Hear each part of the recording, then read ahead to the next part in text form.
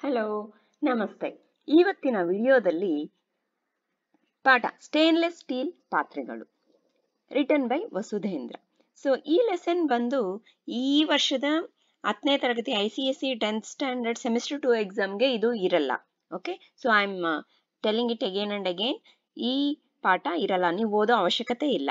ಇದು ಒಂದಷ್ಟು ಜನ ICSE 9th ಸ್ಟ್ಯಾಂಡರ್ಡ್ ಅವರಿಗೆ ಇದೆಯಂತೆ. So they had requested, so I am making the video. And I think next year 10th ಸ್ಟ್ಯಾಂಡರ್ಡ್ಗೆ ಇದು obviously ಇರುತ್ತೆ. ಈ ಇಯರ್ ಮಾತ್ರ ಬೈಫರ್ಗೆಟ್ ಮಾಡಿ ರೆಡ್ಯೂಸ್ ಮಾಡಿದ್ರು syllabus. So let's know about the writer Vasudhendra. Ballari ಜಿಲ್ಲೆಯ ಸಂಡೂರಿನಲ್ಲಿ 1969ರಲ್ಲಿ ಜನಿಸಿದ ವಸುಧೇಂದ್ರ ಅಲ್ಲಿಯೇ ತಮ್ಮ ಪ್ರಾಥಮಿಕ ವಿದ್ಯಾಭ್ಯಾಸವನ್ನು ಮಾಡಿದ್ದಾರೆ. ಸೊ ನಮ್ಮ ರೈಟರ್ ವಸುಧೇಂದ್ರ ಅವರು ಅವರ ಪ್ರೈಮರಿ ಎಜುಕೇಶನ್ ಅನ್ನ ಬಳ್ಳಾರಿ ಜಿಲ್ಲೆ ಸಂಡೂರಿನಲ್ಲಿ ಮಾಡಿದ್ದಾರೆ. NITK ಸೂರತ್ಕಲ್ ಇಂದ ಇಂಜಿನಿಯರಿಂಗ್ ಮತ್ತೆ IISC ಬ್ಯಾಂಗ್ಳೂರಿಂದ ME ಪದವಿಯನ್ನ ಪಡೆದಿದ್ದಾರೆ. So NITK is national institute of technology Karnataka ಅಂತ. ಅದು ಬಂದು ಸೂರತ್ಕಲ್, ಮಂಗಳೂರು ಹತ್ರ ಇದೆ, ಬ್ಯಾಂಗ್ಳೂರ್ ಹತ್ರ.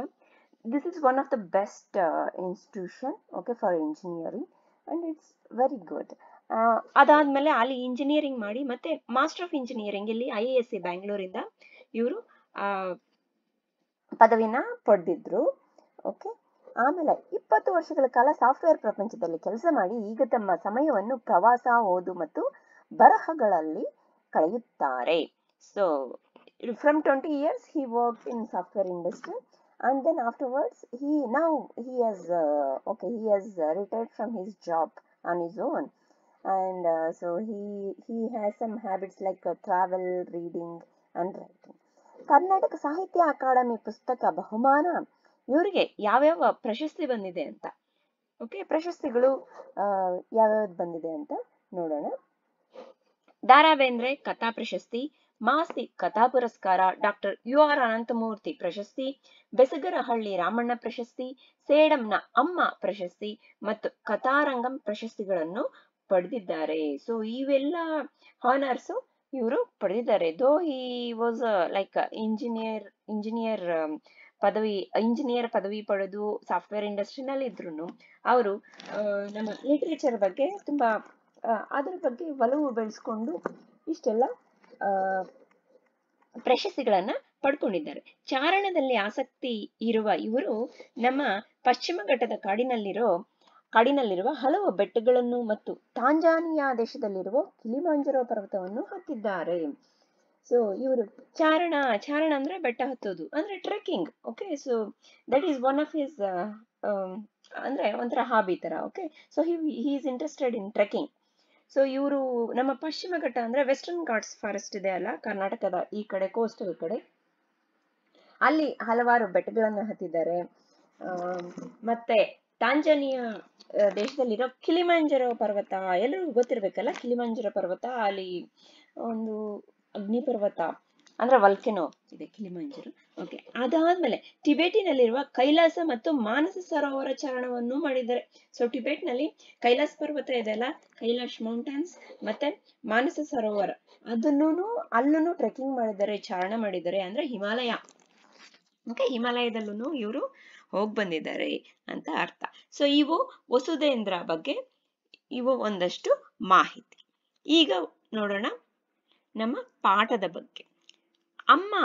ಅಮ್ಮಗೆ ಬೆಳ್ಳಿ ಬಂಗಾರದ ಮೇಲೆ ಅಂತಹ ಮೋಹವಿರ್ಲಿಲ್ಲ.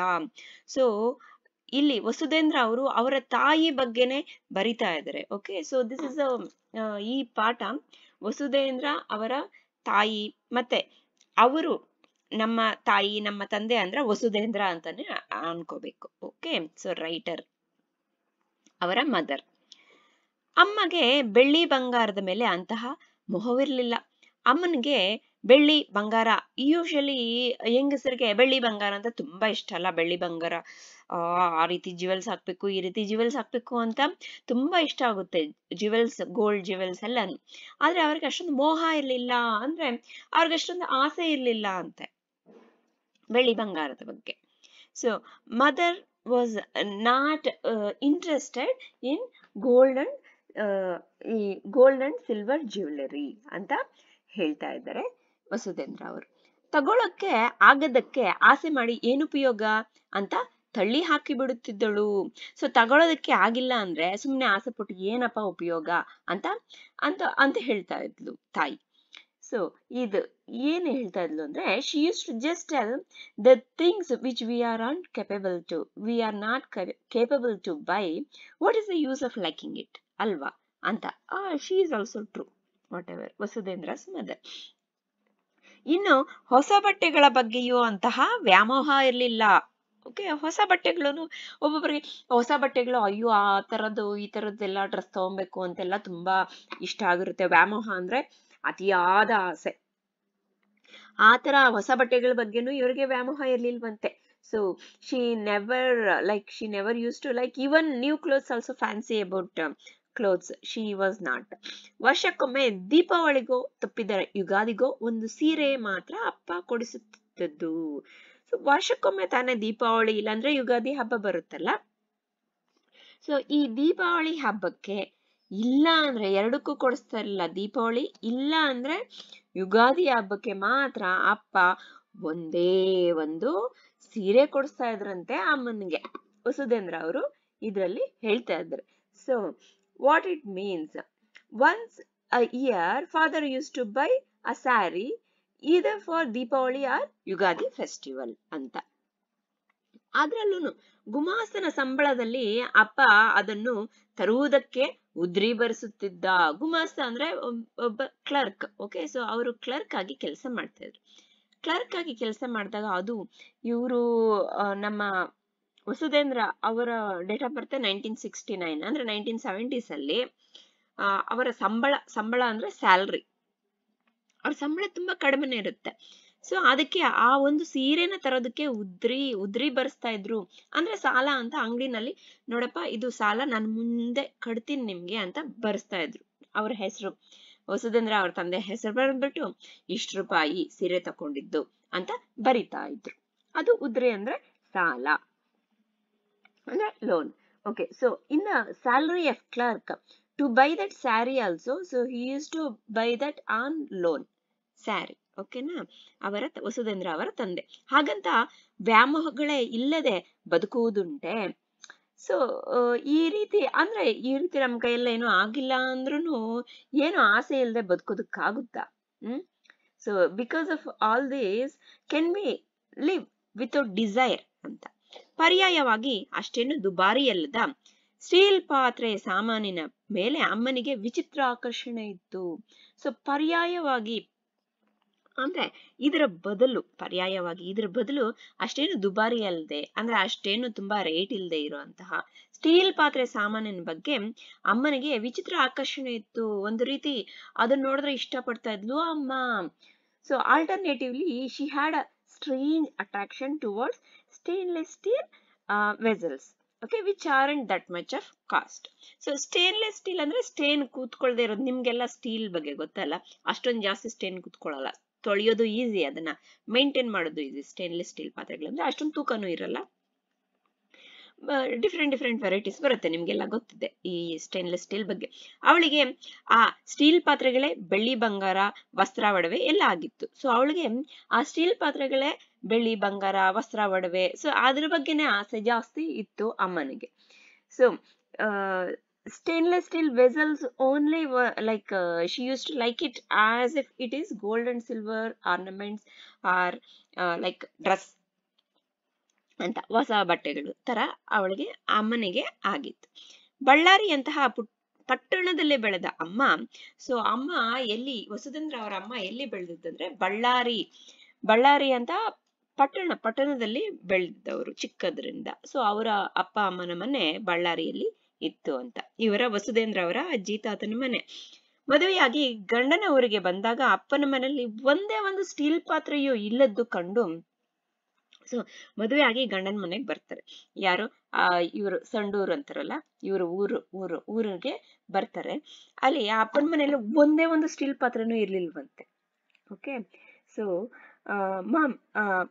Mother who was my mother ಅಂದ್ರೆ ವಸುಧೇಂದ್ರ ಅವರು ನಮ್ಮ ತಾಯಿ ಎಲ್ಲ, who was brought up in a city like Ballari, when got married and came to her husband's village, there was not even one single steel vessel in their house. Okay, ಅಂತದನ್ನ ಕಂಡು ಎಂತಹ ಹಳ್ಳಿ ಮುಕ್ಕರ ಮನೆಗೆ ತಾನು ಬಂದು ಸೇರಬೇಕಾಯ್ತಲ್ಲ ಎಂದು ತುಂಬಾ ದುಃಖವಾಗಿ, ಸೊ ಈ ಒಂದು ಸ್ಟೀಲ್ ಪಾತ್ರನೂ ಇಲ್ಲ ಅಲ್ಲಪ್ಪ ಅಂತವ್ರ ಹಳ್ಳಿ ಮುಕ್ಕರು ಅಂದ್ರೆ ಏನೋ ಗೊತ್ತಿಲ್ಲದೆ ಇರೋ ಹಳ್ಳಿಯ ಅವ್ರ ಮನೆಗ್ ಬಂದು ನನ್ನ ಮದ್ವೆ ಮಾಡಿ ಇಂಥವ್ರ ಮನೆಗ್ ಕೊಟ್ಬಿಟ್ರಲ್ಲಪ್ಪ ಅಂತ ತುಂಬಾ ದುಃಖ ಪಟ್ಕೊಂತ ಇದ್ರಂತೆ. So she was sad for so ಏನ್ ಅನ್ಕೊಂತ ಇಲ್ಲಂತೆ ಅಂದ್ರೆ ಹಳ್ಳಿ ಮುಕ್ಕರು ಅಂದ್ರೆ ಒಂಥರ ಕಂಟ್ರಿ ಫೆಲೋ ಅನ್ಕೋಬಹುದು. Okay, so I have to lead this life in the like ಈ ರೀತಿ ಕಂಟ್ರಿ ಪೀಪಲ್ ಅವರ ಮನೆಯಲ್ಲಿ. And she used to be very sad. ದುಃಖವಾಗಿ ಬಾವಿ ಕಟ್ಟೆಯ ಬಳಿ ಒಬ್ಬಳೇ ಕುಳಿತು ಕಣ್ಣೀರು ಹಾಕಿದ್ದಳಂತೆ. ಸೊ ಬಾವಿ ಕಟ್ಟೆ ಮೇಲೆ ಕುತ್ಕೊಂಡು ಒಬ್ಳೆ ಕುಳಿತುಕೊಂಡು ಕಣ್ಣೀರ್ ಆಗ್ತದ ಅಳ್ತಾ ಇದ್ಲಂತೆ. ಅಯ್ಯೋ, ಒಂದು ಸ್ಟೀಲ್ ಪಾತ್ರೆನೂ ಇಲ್ಲ ಅಲ್ವಪ್ಪ ಅಂತ. ಸೊ ಸ್ಟೀಲ್ ಪಾತ್ರೆಗಳು, ಅವಳಿಗೆ ಸ್ಟೀಲ್ ಪಾತ್ರೆಗಳಂದ್ರೆ ತುಂಬಾ ಇಷ್ಟ. ಸೊ ಬಾವಿ ಕಟ್ಟೆ ಅಂದ್ರೆ ಈ ರೀತಿ ಬಾವಿ ಇರುತ್ತಲ್ಲ, ಇದು ಕಟ್ಟೆ ಅಂದ್ರೆ ಇಲ್ಲಿ ಕೂತ್ಕೊಂಡು ಅಳ್ತಾ ಇದ್ಲಂತೆ. ಇಲ್ಲಿ ಕೂತ್ಕೊಂಡು ಅಳೋರು ಯಾರು? ಜೀವನದಲ್ಲಿ ಎಲ್ಲ ಕಳ್ಕೊಂಡಿರೋರು. ಆ ರೀತಿ ಅಳ್ತಾ ಇದ್ಲಂತೆ ವಸುಧೇಂದ್ರ ಅವರ ಅಮ್ಮ. So what she used to sit here on the edge of the well and she used to cry, it seems. ಅಪ್ಪನ ಮನೆಯಲ್ಲೋ ಊಟಕ್ಕೆ ಮುತ್ತುಗದ ಎಲೆ ಪತ್ರಾಳಿ ಹಾಕುತ್ತಿದ್ದರಂತೆ. ಸೊ ಅಪ್ಪನ ಮನೆಯಲ್ಲಿ ಊಟಕ್ಕೆ ಮುತ್ತುಗದ ಎಲೆ ಅಂತ ಬರುತ್ತೆ. ಮುತ್ತುಗದ ಎಲೆ ಬರುತ್ತೆ. ಆ ಎಲೆನ ಒಣಗಿಸ್ಬಿಟ್ಟು ಅದನ್ನ ಒಂದು ಪ್ಲೇಟ್ ರೀತಿ ಶೇಪ್ ಮಾಡ್ಬಿಟ್ಟು ಅದನ್ನ ಪತ್ರಾಳಿ ಅಂತಾರೆ. ಅದು ಊಟಕ್ಕೆ ಬಳಸ್ತಾ ಇದ್ರು, ಈಗಲೂ ಬಳಸ್ತಾರೆ. ಅಂದ್ರೆ ಡೈಲಿ ಅಲ್ಲ, ಯಾವ್ದಾದ್ರು ಫಂಕ್ಷನ್ ಅಲ್ಲಿ ಬಳಸ್ತಾರೆ. ಈ ರೀತಿ ಇರುತ್ತೆ, ನೀವು ನೋಡಿರ್ಬಹುದು. ಮತ್ತೆ ಇದು ತುಂಬಾ ಒಳ್ಳೇದು ಆರೋಗ್ಯಕ್ಕೆ. ಸೊ ಅವ್ರ ಮನೇಲಿ ತಟ್ಟೆ ಇರಲಿಲ್ಲ, ದಿನ ಇದ್ರಲ್ಲಿ ಊಟ ಮಾಡ್ತಾ ಇದ್ರು. They use to use this ಏನಂತಾರೆ ಇದಕ್ಕೆ. So in father's house for meals they use to have this leaf plate. Okay, ಆಮೇಲೆ ತುಪ್ಪ ಬಳಸಬೇಕೆಂದ್ರು ಒಂದು ಪುಟ್ಟ ಚಮಚ ಇರ್ಲಿಲ್ಲ. ತುಪ್ಪ ಹಾಕೋಣ ಅಂದ್ರೆ ಒಂದು ಚಿಕ್ಕ ಚಮಚನೂ ಇರ್ಲಿಲ್ವಂತೆ. ತುಂಬಾ ಕಷ್ಟ ಅಲ್ವಾ? Even to use ghee there was no small spoon, ಒಂದು ಸ್ಮಾಲ್ ಟೈನಿ ಸ್ಪೂನ್ ಕೂಡ ಇರ್ಲಿಲ್ಲಂತೆ.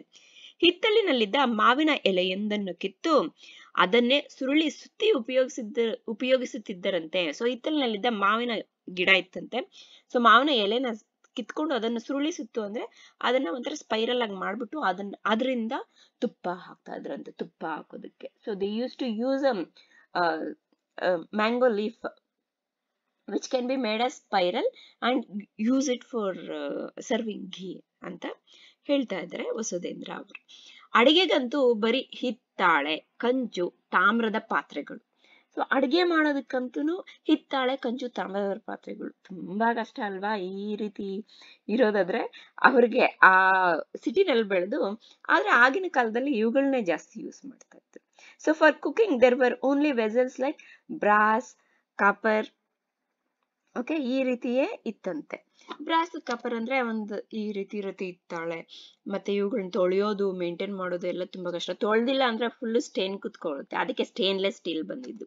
ಈ ಕಾಪರು ಅಷ್ಟೇ, ತೊಳೆದಾಗ ಠಣ ಠಣ ಠಣ ಅಂತ ಫಳ ಅಂತ ಹೊಡಿತಾ ಇರುತ್ತೆ ಚೆನ್ನಾಗಿ. ಏನಾದ್ರೂ ಒಂದೆರಡು ದಿನ ಬಿದ್ದು ಸ್ವಲ್ಪ ನೀರು ಅದು ಇದು ಏನಾದ್ರೂ ಬಿದ್ರೆ ಫುಲ್ ಸ್ಟೇನ್ಸ್ ಆಗುತ್ತೆ. ಸೊ ಅದನ್ನು ತೊಳೆಯೋದಕ್ಕೆ ಫಸ್ಟ್ ಏನೋ ಹುಣಸೆ ಹಣ್ಣು ಹಾಕಿ ಉಜ್ಜಿ ಅದ್ರ ಮೇಲೆ ಸಬ್ಬಿನ, ಇಲ್ಲಾಂದ್ರೆ ಆಗಿನ ಕಾಲದಲ್ಲಿ ಇನ್ನೇನು ರಂಗೋಲಿ ಪುಡಿ ಅದನ್ನೆಲ್ಲ ಹಾಕಿ ಉಜ್ಜಿತಾ ಇದ್ರು. ಅವಾಗ ತಳ ಚೆನ್ನಾಗೇನೋ ಒಳಗುತ್ತೆ, ಆದ್ರೆ ಫುಲ್ ಸ್ಟೇನ್ಸ್ ಬರುತ್ತೆ ಇದ್ರಲ್ಲಿ. ಸೊ ಇವು ಮತ್ತೆ ತೂಕನೂ ಇತ್ತು, ಭಾರಿ ತೂಕ. ಕೈ ಜಾರಿ ಕಾಲ ಮೇಲೆ ಬಿದ್ರೆ ಅಪ್ಪಚ್ಚಿ ಆಗ್ಬೇಕು ಅಂತಹ ಭಾರದವು. ಸೊ ಅಂತ ತುಂಬಾ ಭಾರ ಇತ್ತಂತೆ. ಏನಾದ್ರು ಕೈ ಜಾರಿ ಕಾಲ ಮೇಲೆ ಬಿದ್ರೆ ಕಾಲ ಅಪ್ಪಚ್ಚಿ ಆಗ್ಬಿಡ್ಬೇಕು. ಆ ರೀತಿ ಇದ್ವಂತೆ ಇವು. So in case of fall on like those vessels ನ, so leg would get smashed like apachi andre like one chapati or roti. Okay, so they were that much heavy vessels. ಅಮ್ಮ ಅಳುವಷ್ಟು ಹತ್ತು ಕಡೆಗೆ ನಿರ್ಧರಿಸಿ ಬಿಟ್ಟಳಂತೆ. ಸೊ ಅಮ್ಮ ಯಾವಾಗ್ಲೂ ಅಳ್ತಾ ಇದ್ಲು, ಬಾವಿ ಕಟ್ಟೆ ಮೇಲೆ ಕುತ್ಕೊಂಡು, ಅಯ್ಯೋ ಒಂದು ಸ್ಟೀಲ್ ತಟ್ಟೆ ಇಲ್ಲ ಇವ್ರ ಮನೆಯಲ್ಲಿ, ಇಂತ ಹಳ್ಳಿ ಮುಕ್ಕರ್ ಮನೆ ಕೊಟ್ಬಿಟ್ರಲ್ಲಪ್ಪ ಅಂತ ಹತ್ತು ಲಾಸ್ಟ್ ನಿರ್ಧರಿಸಿ ಏನೋ ಡಿಸೈಡ್ ಮಾಡಿದ್ಲಂತೆ. ಏನಂತ, ಈ ಮನೆಯ ತುಂಬಾ ಸ್ಟೀಲ್ ಪಾತ್ರೆಗಳು ಥಳ ಥಳ ಹೊಳೆಯುವಂತೆ ಮಾಡದಿದ್ರೆ ನಾನು ಬಳ್ಳಾರಿ ಎಣ್ಣೆ ಅಲ್ಲ ಅಂತ. ಸೊ ಈ ಮನೆಯಲ್ಲಿ ನಾನು ಸ್ಟೀಲ್ ಪಾತ್ರೆಗಳೆಲ್ಲ ಫುಲ್ ತುಂಬಿರ್ಬೇಕು, ಹಂಗ್ ಮಾಡಿಲ್ಲ ಅಂದ್ರೆ ನಾನು ಬಳ್ಳಾರಿ ಎಣ್ಣೆ ಅಲ್ಲ ಅಂತ ನಿರ್ಧರಿಸಿಬಿಟ್ಲಂತೆ. ಸೊ ಏನು ಅನ್ಕೊಂಡ್ಲು? So mother, she cried to her full energy, and at last she decided. What she decided? I am not a Ballari lady only. If I don't make this house to be filled with sparkling steel vessels ಅಂತ decide ಮಾಡಿ ತಗೊಂಡ್ಲಂತೆ, ಇದನ್ನೆಲ್ಲ ನಾನು ತುಂಬಿಸಿ ಈ ಮನೆ ಎಲ್ಲ ತುಂಬಿಸಾಕ್ತೀನಿ ಅಂತ. So ಇದು ಪಾರ್ಟ್ 1 ಅಲ್ಲಿ ಇರ್ಲಿ. ನೆಕ್ಸ್ಟ್ ಇನ್ನೇನಿದೆ ಅದು ಪಾರ್ಟ್ 2 ವಿಡಿಯೋದಲ್ಲಿ ನಾವು ನೋಡೋಣ.